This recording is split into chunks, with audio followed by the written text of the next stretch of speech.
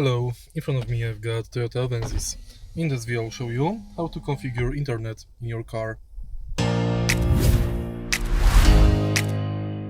In the beginning, let's go to setup. Make sure that your smartphone is connected.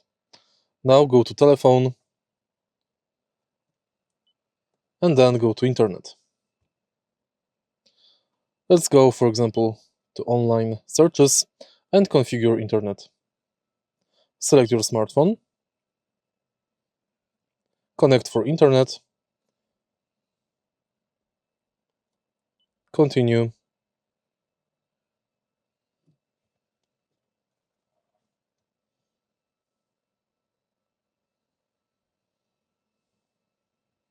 and it's done.